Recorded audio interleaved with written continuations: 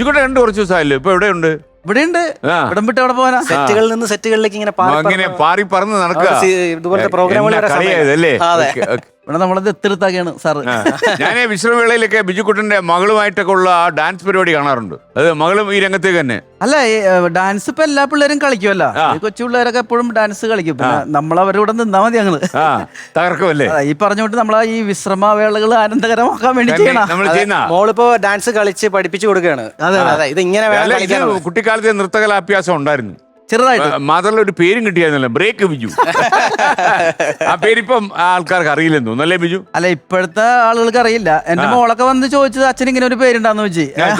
അതെങ്ങനെ മോളെങ്ങനെ അറിഞ്ഞു? അത് മോളുടെ കൂട്ടുകാരികളൊക്കെ, കൂട്ടുകാരുടെ അച്ഛനൊക്കെ മിക്കവാറും എന്റെ കൂടെ പഠിച്ചായിരിക്കുള്ളൂ, അമ്മയൊക്കെ.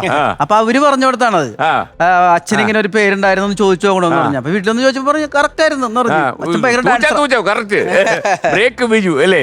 പേര് കൊള്ളാം. സെന്തിൽ അങ്ങനെ വല്ല നല്ല പേര് വല്ലതും ഉണ്ടോ? എനിക്ക് അങ്ങനെയൊന്നുമില്ല സാറേ. എന്താണ് മോശം പോലെ? അതെന്തോ അങ്ങനെ അങ്ങനെ. ശരിക്കും സെന്തിലിന്റെ വീട് മലയങ്കിഴാണോ? അല്ല, ട്രിവാൻഡ്രത്ത് പള്ളിച്ചൽ എന്ന് പറയുന്നത്. പള്ളിച്ചൽ പുന്നമൂട്. സെന്തിൽ ശരിക്കും KSRTC കണ്ടക്ടറായിരുന്നു. കണ്ടക്ടറാണ്. ഈ മിമിക്രി എപ്പോഴും ഇല്ലല്ലോ, സീസണിൽ മാത്രമേ ഉള്ളൂ. പണി വേണം, എന്തെങ്കിലും പണിയാവും, അല്ലെങ്കിൽ പണിയാവും. അതുകൊണ്ട് ഞാൻ PSC പഠിക്കാൻ വേണ്ടി തീരുമാനിച്ചു. പഠിച്ചു തുടങ്ങിയപ്പോ ലിസ്റ്റിൽ വന്നു. അങ്ങനെ ലിസ്റ്റിൽ വന്ന് ആദ്യം കിട്ടിയത് കണ്ടക്ടറായിരുന്നു. പിന്നെ പോലീസ്, ഫയർഫോഴ്സ്, അങ്ങനെ കുറെ ലിസ്റ്റിലുണ്ടായിരുന്നു. അപ്പൊ എല്ലാവരും എന്നോട് പറഞ്ഞു പോലീസിലൊക്കെ പോയി കഴിഞ്ഞാൽ 9 മാസം ട്രെയിനിങ് കൊണ്ട് കഷ്ടപ്പെടും, ഈ സീരിയലും കോമഡി ഒന്നും നടക്കൂല എന്ന് പറഞ്ഞു. അതുകൊണ്ട് കണ്ടക്ടർ എടുത്തു, അതാകുമ്പോൾ ലീവ് എടുക്കാം. അപ്പോ ഞാൻ ഈ ജോലിക്കൊക്കെ കയറുന്നതിന് മുമ്പ് കോളേജ് പഠിച്ചിരുന്ന സമയത്ത് ഒരു ബസ് ഉണ്ടായിരുന്നു ഞാൻ സ്ഥിരം പോകുന്ന, മരുതൻകുഴി റൂട്ടാണ് ആ ബസ്. അത് നേരെ യൂണിവേഴ്സിറ്റി കോളേജിൽ പോകും. അപ്പോ അങ്ങനെ ആ ബസ്സിൽ ഞങ്ങൾ കുറച്ച് ടീം ഉണ്ടായിരുന്നു. ഭയങ്കര അലമ്പായിരുന്നു. ഞങ്ങൾ അവിടുത്തെ ആ ബസ്സിലെ കണ്ടക്ടർക്ക് ഭയങ്കര ശല്യമായിരുന്നു. ഞങ്ങൾ ഒരുമിച്ച് കയറുന്നു, തിരിച്ചു വരുമ്പോഴും അതേ ബസ്സിൽ തന്നെയാണ്. അത് കഴിഞ്ഞ് കോളേജ് കാലമൊക്കെ കഴിഞ്ഞതിന് ശേഷം ഞാൻ ഡ്യൂട്ടിക്ക് കയറി. എനിക്ക് ആദ്യത്തെ സർവീസ് കിട്ടുന്നത് ഇതേ ബസ്സിലാണ്, മരുതൻകുഴി. അപ്പോഴാണ് എനിക്ക് മനസ്സിലായത് അന്നത്തെ കണ്ടക്ടർ എന്തുമാത്രം കഷ്ടപ്പെട്ടിട്ടുണ്ടാവും ഞങ്ങളെ കൊണ്ട്. പിന്നെ മനസ്സിലായല്ലേ? എനിക്കൊന്ന് നല്ല സംഭവം അല്ലേ ബിജുകൂട്ടൻ? എനിക്കൊന്ന് ഒരുപാട് വേദികളിൽ ഈ ഏതൊക്കെയെങ്കിലും പള്ളികളിലും അമ്പലങ്ങളിലും ഒക്കെ പാട്ടുണ്ടെങ്കിൽ അവിടെ പോയി കൃത്യം ഡാൻസ് ചെയ്തിരിക്കും. നല്ല ഋതുള്ള പാട്ടുകൾ കേട്ട് കഴിഞ്ഞാൽ ഭയങ്കര നമുക്കൊരു എനർജിയാണ്. കാരണം ഡാൻസ് കളിക്കാനൊന്നും അറിയില്ല, പക്ഷെ ആടിപ്പോകും നമ്മള്. അപ്പൊ അങ്ങനെ ഡാൻസ് കളിച്ചാണ് ഈ പേര് വന്നു വീണത്. അപ്പൊ അന്നൊക്കെ ബ്രേക്ക് ബിജു. അതെ അതെ, എവിടെ പ്രോഗ്രാം ഉണ്ടെങ്കിലും ഓഡിയൻസ് നടുവിൽ ഉണ്ടാവും.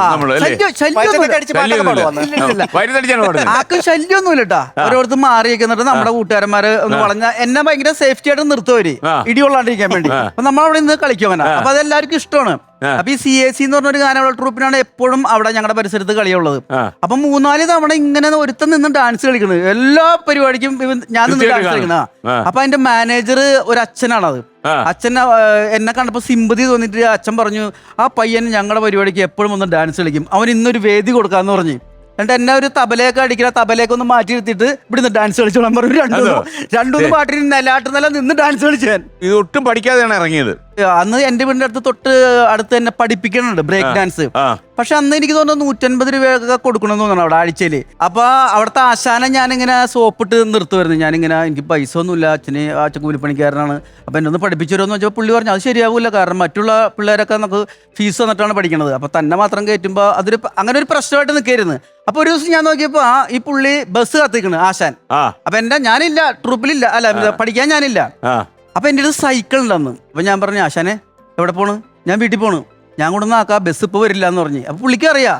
അങ്ങനെ എന്റെ സൈക്കിളിന്റെ പുറകെ കയറിയിരുന്നപ്പോ ഞാൻ എന്റെ അമ്മയുടെ വീടിന്റെ വഴി കൂടിയാണ് പോണത്. അപ്പൊ അമ്മാമ്മക്ക് ചെറിയൊരു ജോലിയൊക്കെ ഉണ്ട്, ഒരു ഗവൺമെന്റ് ജോലിയൊക്കെ ഉണ്ട്. അപ്പൊ അവിടെ ചെന്ന് കഴിഞ്ഞാൽ ചായക്ക് കടി ചായയൊക്കെ ഉണ്ടാവും. അപ്പൊ ഞാൻ പറഞ്ഞു ആശാനെ എന്റെ അമ്മയുടെ വീട് വിടണം, അമ്മാമ്മ മാത്രമേ ഉള്ളൂ, ഒന്ന് കയറിയിട്ട് പോവാ, ഒന്ന് കണ്ടിട്ട് വന്നോ. അപ്പൊ പുള്ളി എന്റെ സൈക്കിളിന്റെ പുറകിലാണല്ലോ, ഞാൻ കയറിയാലും പുള്ളി ഇരിക്കണം. കയറി വീട്ടിൽ ചെന്നപ്പോ അമ്മാമ്മക്ക് ചായയൊക്കെ തരുമ്പോ പുള്ളിക്കാരൻ നമ്മളൊരു സിമ്പതി വരുമല്ലോ. അപ്പൊ ഞാൻ ഇങ്ങനെ കയറി ചെന്നപ്പോ അമ്മമ്മ നീ എപ്പോ ഒന്ന്, ഞാൻ പറഞ്ഞു ഇപ്പൊ വന്നുള്ളൂ. ഇതാരാണത്? ഇതെന്റെ കൂട്ടുകാരൻ ബ്രേക്ക് ഡാൻസ് ആണ് എന്ന് പറഞ്ഞു. അപ്പൊ അമ്മാമ്മ നേരെ അകത്തേക്ക് പോയിക്കൊണ്ടും എന്തോ വിഷമം, ഇത് പറഞ്ഞോളൂ എന്തോ വിഷമം പോയി അമ്മാമ്മക്ക്. അവിടെ പോയി ഇങ്ങനെ വിളക്ക് കത്തിച്ച് കൃഷ്ണന്റെ മുമ്പിൽ നിന്ന് പ്രാർത്ഥിച്ച് ഒരു 150 രൂപ എടുത്തിട്ട് പുള്ള കൈ കൊണ്ട് കൊടുത്ത്. അപ്പൊ ഞാൻ ചോദിച്ചത് എന്താണ് അമ്മാമ്മേ? അല്ല മോനല്ലേ പറഞ്ഞത് ബ്ലഡ് ക്യാൻസർ ആണെന്ന്. ബ്രേക്ക് ഡാൻസർ എന്നാണ് ഞാൻ പറഞ്ഞത്. അപ്പൊ അമ്മാമ്മ അപ്പൊ ഞാൻ പുള്ളിക്കാരന്റെ അടുത്തെന്ന് പറഞ്ഞു അമ്മാമ്മ എന്റെ ദക്ഷിണ ഏട്ടാ തന്നത്, എന്നെ പഠിപ്പിച്ചെന്നു പറഞ്ഞു. പുള്ളിക്കാരൻ 150 രൂപ ആദ്യമായിട്ട് കണ്ടാണെന്നോണം അവിടെ വെച്ച് 2-3 സ്റ്റെപ്പ് കാണിച്ചെന്ന്. ആ 150 രൂപ കളിയാണ് ഇപ്പോഴും കളിച്ചോണ്ടിരിക്കുന്നത്. അത് വിട്ടുപിടിച്ചിട്ടില്ല. ഇല്ല. പിന്നെ എവിടെ പാട്ട് പാടാൻ കയറി കുഴപ്പമായി എന്ന് പറഞ്ഞു? അതെല്ലായിടത്തും അങ്ങനെ എവിടെയാണ് സാർ അത്? അല്ല സാറേ, അതെന്താ പറയുമ്പോ എനിക്ക് പാട്ട് പാടാൻ അറിയില്ല. അപ്പൊ നമ്മുടെ അടുത്തൊരു ചേട്ടനുണ്ട്. അപ്പൊ ചേട്ടന്റെ എല്ലാ വള്ളിയും പിടിക്കും. കുറച്ച് ഈ പ്രശ്നം വെക്കലൊക്കെ ഉണ്ട് പുള്ളിക്ക്. അപ്പൊ പുള്ളി പറഞ്ഞ് ഒരു രാജയോഗം വരാനുള്ള സാധ്യത ഉണ്ടെന്ന് പറഞ്ഞു. അപ്പൊ ഞാനപ്പോ അന്ന് സാധാരണ മിമിക്രിയെ കളിക്കണം. അപ്പൊ സിനിമയൊക്കെയാണല്ലോ നമ്മുടെ ഒരു ഉദ്ദേശം. സിനിമയൊന്നുമല്ല, വേറൊരു രാജയോഗം വരാനുണ്ട്. അപ്പൊ പുള്ളി എന്നെ കുറിച്ച് വേറെ എന്തൊരു ബിസിനസ് കണ്ടിട്ടുണ്ട്. അപ്പൊ എന്നെ എന്താണ് ചേട്ടാ അത്, ഒരു ഭക്തിഗാനം അങ്ങോട്ട് ഇറക്ക്, മണിച്ചേട്ടനെ പോലെ കത്താന്ന് പറഞ്ഞു. ഞാൻ പറഞ്ഞു എനിക്ക് പാട്ട് പാടാനൊന്നും അറിയില്ല. ഇപ്പൊ 41 ദിവസം മറ്റേ നൊയമ്പുണ്ടല്ലോ നമ്മുടെ മണ്ഡലകാലം, ഈ സമയത്ത് ഇറക്കി കഴിഞ്ഞാല് ഒരു പാട്ട് വെച്ച് പാടിയാൽ മതി, ബാക്കി ഞാൻ പാടിക്കോളാം പത്തനത്തില്. അത് ഞാൻ പറഞ്ഞു എനിക്ക് സാറേ എനിക്ക് പാടാനറിയില്ല, പദ്യം ചൊല്ലാൻ അറിയാമോ എന്ന് ചോദിച്ചു. ഞാൻ പറഞ്ഞു പദ്യം ചൊല്ലാൻ അറിയാം, വാ.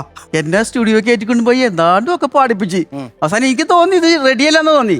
പുള്ളിക്കാരൻ CD ഇറക്കി, ഡിസ്ക് ആയിരുന്നു 50 ഡിസ്ക് ഇറക്കി. അപ്പൊ എന്നോട് വന്ന് പറഞ്ഞ് ഡിസ്ക് ഇറക്കിയിട്ടുണ്ട്, ഒരു കടയിൽ കൊണ്ട് കൊടുത്തിട്ടുണ്ട് 50 നാളെ രാവിലെ ഇത് ഓപ്പൺ ചെയ്യുള്ളൂ, കാരണം സെയിൽ തുടങ്ങുള്ളൂ എന്ന് പറഞ്ഞു. അപ്പൊ എന്താണെന്ന് വെച്ചാൽ പറഞ്ഞ് ഈ ഒരു CD എന്റെ അമ്പലത്തിൽ കൊണ്ട് ഇട്ടിട്ട് വേണം നമുക്ക് ദേവിനെ ആദ്യം കേൾപ്പിക്കണം, എന്നിട്ട് സെയിൽ തുടങ്ങിയതെന്ന് പറഞ്ഞിട്ടുണ്ട്. അപ്പൊ ഞാനിങ്ങനെ 5 മണിക്ക് എന്നിട്ട് ഇപ്പൊ പാട്ട് വെച്ചിട്ടുണ്ടാവും. ഒരു 5 മിനിറ്റ് കഴിഞ്ഞപ്പോ പാട്ട് തീർന്ന് ഞാൻ കിടന്നുറങ്ങി. ഒരു 8:30 ആയപ്പോ പുള്ളിക്കാരൻ എന്റെ വീട്ടിൽ വന്നൊക്കെയാണ്. പുള്ളി മാസ്റ്റർ ബിജുക്കുട്ടൻ ഉണ്ടാന്ന് ചോദിച്ചു. അപ്പൊ അച്ഛൻ പറഞ്ഞു ഉറങ്ങേന്ന് പറഞ്ഞു, ഒന്ന് വിളിക്കാന്ന് പറഞ്ഞു. ഞാൻ ഇറങ്ങി ചെന്ന് പറഞ്ഞ് ഒരു 350 രൂപ ഉണ്ടാവുമെന്ന് ചോദിച്ചു എന്നോട്. ഞാൻ ചോദിച്ചാൽ എന്തിനാണ്? കുറച്ച് ദിവസം ഇവിടെ നിന്ന് മാറി താമസിക്കാനാണെന്ന് പറഞ്ഞു. അപ്പൊ ഞാൻ എന്താണത്, എന്ത് പറ്റി?